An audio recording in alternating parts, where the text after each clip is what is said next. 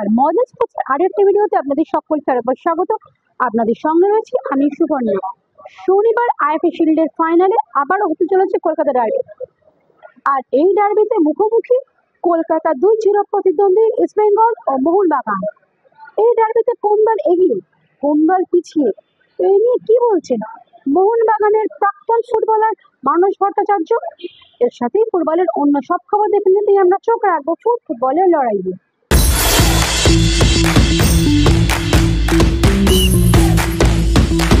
এই ম্যাচে কাউকে এগিয়ে রাখা পিছিয়ে রাখার ব্যাপার নয়। আমি দুটো দলের খেলাই দেখলাম এবারের আইপি শিল্ডে। তবে আমার মোহনবাগানের থেকে ইস্টবেঙ্গলকে অনেক বেশি সংঘবদ্ধ মনে হয়েছে। ওদের টিমের মধ্যে একটা বাঁধুনি রয়েছে।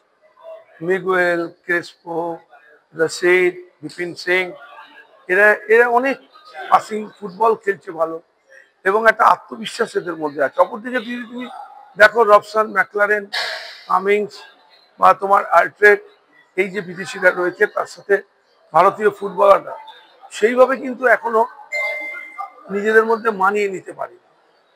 আমি এবারের আইপি শিল্ডের নিরিখে বলতে পারি এই সময় এই জায়গাতে এই দুটো ম্যাচ দেখে ইস্টবেঙ্গল কিন্তু মোহনবাগানের থেকে একটু হলেও এগিয়ে আছে। তাদের খেলার মধ্যে দিয়ে, তাদের একটা কম্বাইন ফুটবলের মধ্যে দিয়ে। না, এটা তো ভালো হতেই পারে। হ্যাঁ, খুব ভালো হতে পারে, আবার খুব খারাপও হতে পারে। হিরোশির দিকে আমরাও তাকিয়ে রয়েছি। একটা জাপানি ভালো ফুটবলার আসছে এবং অভিষেক ঘটবে একটা ডার্বিতে, সুতরাং ওই দিকে আমাদের নজর থাকবে। তবে মোহনবাগানও তৈরি আছে। মোহনবাগান ডিফেন্সে আলট্রেড এবং ফেডরিক দুজনে যদি একসাথে খেলে ওই জায়গাটা অনেক ভরাট হবে।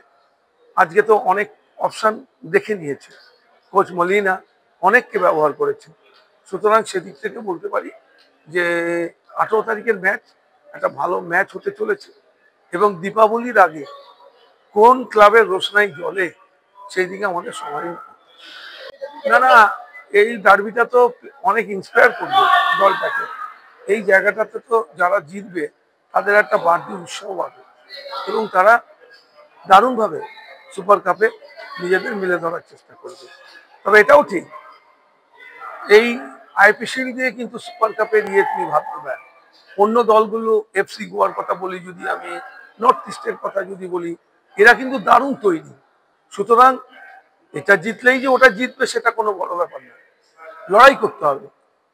এখনো পর্যন্ত মোহনবাগান ছন্দে ফেরেনি, আমি এটা বলতে পারি। ইস্টবেঙ্গল কিছুটা ছন্দে ফিরেছে।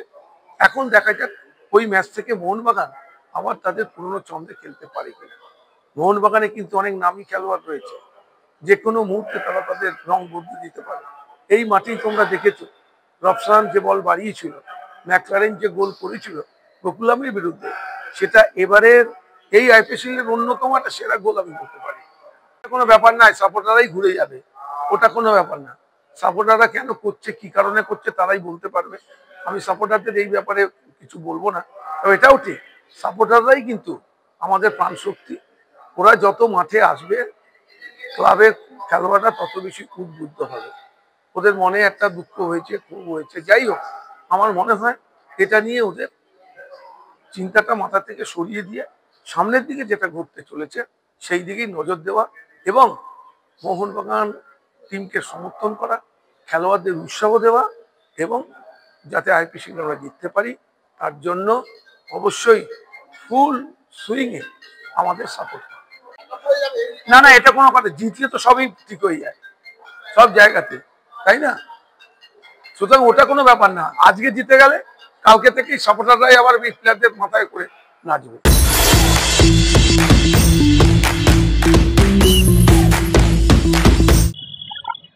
ভিডিওটি ভালো লাগলে লাইক করুন, শেয়ার করুন, আপনাদের মতামত কমেন্ট করে জানান, চ্যানেলটিকে সাবস্ক্রাইব করুন এবং পাশে থাকা বেল আইকনটিকে প্রেস করে দিন। দেখা হবে আবার পরের ভিডিও।